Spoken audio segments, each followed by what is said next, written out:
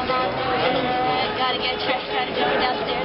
Gotta have some food, gotta have some dinner. I ain't rushing, the time is going, taking on and on, everybody's rushing. Gotta get down to the station, gotta catch the train. I see some nerds, it's better than Star Trek. Eating on some Daleks, whipping out screwdrivers. 1, 2, 3, Alonzi. It's Monday, Doctor Who on Monday. Everybody's looking. Hey there, Whovians. This is the Artsy Image, giving you my rundown of New York Doctor Who LineCon 2011. Throughout the whole event, I was taking pictures, and I'm sure everyone who was actually in that line likely saw me at least once. So I'm just going to give you my Whovian story on what I was doing and everything in my point of view. So I started my journey at about 7:45 in the morning, so I could get to work at 8:45 in the morning, because sadly I had to go to work on Sunday. I would have loved to have gone a lot earlier, but unfortunately I had to, and I begged my boss to give me Monday off. I was ready to call in dead. I did not even know about Doctor Who LineCon until one of my friends actually let me know about it. No, I don't have the best of luck when it comes to going to New York City. In the 4 times I have gone down by myself, 4 times something has happened to me, either getting hit by a taxi, or having an ATM card not work, or getting a sprained foot because of malfunctioning escalators. This was no different. I had an ATM actually eat my card before I even started. So while I would have left earlier, I had to make a detour to get emergency money and then head to the Greyhound bus station. I get my 5:30 bus and I'm thinking, yay, I'm going to have the Wi-Fi bus with the outlets and the extra legroom, because that was the bus I reserved. No. What do? They put me on like a 1970s Adirondack Trail bus that smells like that. So the whole way down, I'm talking to this girl and explaining what Doctor Who is, and her response to what I was doing was, "You're crazy. Why in the world would you go down to New York City to sit on a sidewalk for a show?" I had to tell her, oh, no. It's not just any show. This is Doctor Who. Doctor Who makes all the difference. I get down to Port Authority, I take the shuttle over to Grand Central, and I meet up with my friend, Emma. And we take the subway down to 2nd Ave, to the Village East Cinema, where they were holding the event. The whole time before I'm going there, I was thinking to myself, yeah, we're going to be there at 8:30 at night. We're going to be the first people in line. 30 minutes into my bus trip, I already get a message saying 50 people already online. Well, my heart sank.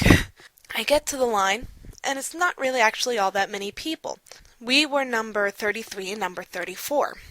We get in line, we get all situated, and of course, I pull out my camera. Now, I usually shoot with a Nikon D3000, but I didn't want to risk my camera going down there this time, so instead I brought my Canon PowerShot SX120IS. Now, I'm not exactly used to the Canon, because I'm heavy-handed with my Nikon, but through these pictures that are cycling through, you can see there were some hits, there were some misses, so I worked more with my creativity than what kind of firepower I had.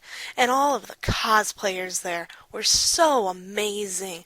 The most wonderful 11s and Amy's and Rory's and River Songs, and everyone was just amazing. They kept me going and kept me pumped with ideas to recreate different things, to take new kinds of pictures, and it was just amazing. One of my favorite pictures that I took, not that I'm being favoritism, because I love a lot of the pictures that I shot, but the River 11 shot that we recreated from Flesh and Stone. It was great, and a lot of people were saying that they really liked it. We were actually taking headshots of each 11, and we were going through figuring out which 11 we were eventually going to use. And it wasn't even 11, there was 10 there, Rose, Donna's.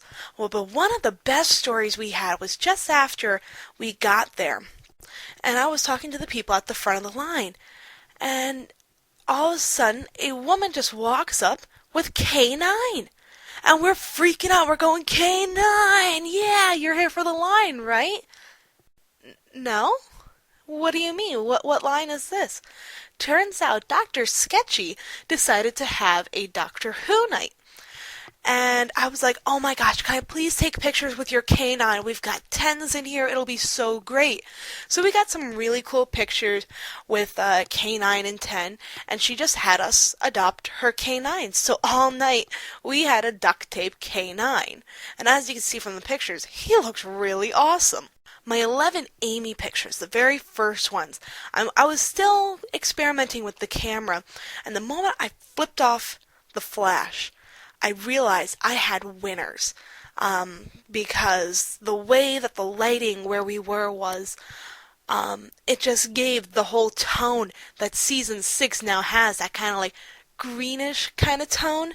The first one would have been a super money shot if I didn't have a J.J. Abrams lens flare. As you can tell, that's there, and it just annoyed the hell out of me every time I looked at it because I was so excited for how we set it up and everything, and then just lens flare. But as you can tell, I made up for it by having a Amy in a Stetson with a Sonic. I even had a half light that later on I'm actually going to Photoshop this to include that like greenish flare that they have in the posters. And I actually achieved this by accident, mind you, kind of, by putting half of my finger on the flash, and it blocked off one half. And the people at the very front of the line, Tristan, Graham, and Emma, they were the coolest people. They came down from Maine, and they actually got online at 4:30. I got there at 8:30, so they were already there for 4 hours. They had the coolest lighters. They have Sonic lighters, which was so great. And people had like paper fezzes and whatnot. I found 10, and right in front of us was a scooter. This really great scooter, and we're all sitting there going, hey, we need someone with a poodle skirt so they can just go going my way. Of course, Daddy-o. And I saw 10, and I was like, hey, does anyone have any sunglasses? So again, we took like those really cool nighttime shots with 10. He didn't want to get on top of it because he was afraid the owner would just come by and like jump him. And periodically, we would just be sitting there, and just to amuse ourselves, we'd be like, vroom, vroom, vroom, vroom, ciao, vroom, vroom, vroom, ciao. +1 cookie if you get the reference. But after a while, we did start getting tired. It actually got very, very cold very quickly. And those of us who came from the north to come down, we weren't exactly prepared because I live 3 hours north, so I'm thinking, it's New York City. It's gotta be warmer from where I am, so all I brought was a Snuggie. Big mistake. So periodically, we would have groups of people going out for hot tea, for coffee. I mean, if you needed coffee, somebody came and brought you coffee. And like groups of 2 or 3 of us would go scouting out to find which had the best bathrooms, which bathrooms to avoid, who has Wi-Fi, who won't brat at you for sitting in there. And we really developed a really good system. But around 1 o'clock, we started seeing a spike of people coming into the line. And they were saying, oh, the Twitter told us that there were like so many people that we might not get in. And I actually got annoyed with that, to the point I went up to the front of the line and I went to Tristan and told him, hey, I know you're doing the head count and I know you're updating Waiting for the Doctor, which is the real-time blog that he was hosting. I said, But I've got people worried that too many people are reserving spots. So I'm going to go down the line and I'm going to give you another number that's going to reflect not just people who are here, but also people who are holding spots. And this actually came to kind of backfire on me because as the night progressed, even though I wanted to get some sleep, every hour or so I would have to get up and do the count again. And people were mistaking this for me being in charge of the line. While yes, I would have loved to have been in charge of that line, that just wasn't my position. I'm used to parade audience control, or if you're a Disney kid, pack. I'm used to pack. And I could have easily tried to organize the line, but no one from BBC America or the theater really gave us a lot of information because no one was expecting us to be there the night before, and we didn't really have a lot of instruction or security. So as the night progressed, towards like dawn hours, started getting cold enough that me and a couple of people, we went over to Dunkin' Donuts to get some coffee and go to the bathroom. And as I was going down the line, I started taking pictures of other people who were there, like the giant Who collection and like different 11s and Are You My Mummy? Like really great stuff. And then, while I'm at the back of the line, the most amazing thing happens. Matt, Karen, and Arthur come to the front of the line to give out donuts. I am still kicking myself in the head for that, because while I was doing numbers, everyone else got stuff signed and pictures taken, and I look like a major dope. And then around that time, BBC America actually started interviewing people who were on the line and different things. We started seeing the marquee start changing, and I started getting more into my natural photography feel of let's go and get some more pictures done. By this time it's starting to get warmer, so we're able to sleep a little bit better. One picture I really loved was I laid down finally and I was just about to go to sleep and my eyes bolt open because I had an idea for a picture, one that I hadn't done yet. The Raggedy Doctor from the 11th hour. So this is why I love lines. I just start walking down the line, scouting out people to find out who I'm going to choose to be my Raggedy Doctor. And finally I see this one guy and I go, "Are you the Raggedy Doctor?" He goes, "No, I just dress like this." I go, "Oh, do you mind if I turn you into the Raggedy Doctor?" And it was so hilarious. I was like, "Okay, we're going to loosen up your tie. We're going to unpop your collar buttons. We're going to unpop your sleeve buttons. And can I screw up your hair?" No. Now this is the raw picture. I will do a Photoshop of this later. Immediately after I did my Raggedy Doctor, I laid back down, and I didn't lay down for long because we got chalk. And wouldn't you know it, we started putting Bad Wolf everywhere and cracks in the universe everywhere. And towards the front of the line, where there was a turn, like where the sidewalk would turn over, a city employee started bugging us saying that we were defacing public property. And we were all thinking, it's chalk, because we're really defacing public property with chalk. So we stopped doing the drawings in front of underneath the marquee because we had a crack in the universe, Bad Wolf, and Hello Sweetie. Unfortunately, I wasn't able to get pictures of those before the city worker cleaned them off.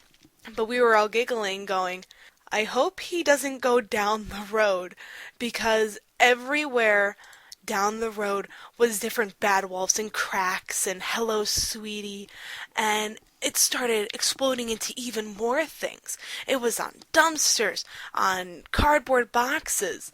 At the end of the block, there was a giant crack in the universe, and just references from everywhere. Fantastics and Daleks and Chibi Doctors and Duck. No, really, Duck. Sally Sparrow, Duck now. And it was amazing. We had K9s, and at one point I got a little nervous because everywhere I was walking around, people were looking at me and basically going, well, who are you? I don't remember you. I couldn't understand why that was so until I found the crack of the universe on the back of my jacket. At the end of the block, everyone just gathered in front of the giant mural of Epic and started taking all kinds of pictures of doctors, of Amy's. I didn't take a lot of them because I knew everyone else was, and I didn't want to get in their way because they had better cameras with better depth, and I just wanted to keep on going. Yeah, there was a random fire truck for some reason. I don't understand what it was for. All I knew was that it was really cool because it had Godzilla on top of it.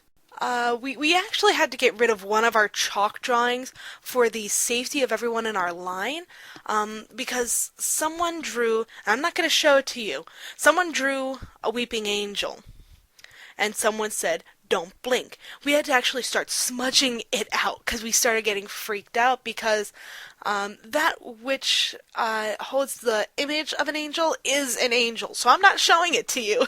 And we had, the group right behind us had some really cute signs like, I'm a traveler, but only in one direction at a fixed rate of speed. They were interviewed by BBC America. One of the girls in our line had this really great centurion hat, and it was so great, and it was really fluffy, and Arthur Duvall actually liked it a lot. Around 2:30, 3:30, they started handing out the wristbands. Now, here's how this went. They didn't tell us. It was all an element of surprise, and they wanted to try and keep it down low. The first, I think, 250 or 350 got blue wristbands. That was the wristband that got you into the theater with the cast. After that were yellow wristbands. Yellow wristbands got you into the next theater, which had the simulcast. There were so many people, they opened up a third theater. And if you got the Doctor Who, kind of ticket flyer, that got you into the third theater. There were still so many people that they did a second showing. And if you stood in the line, you could go to the 10 p.m. showing.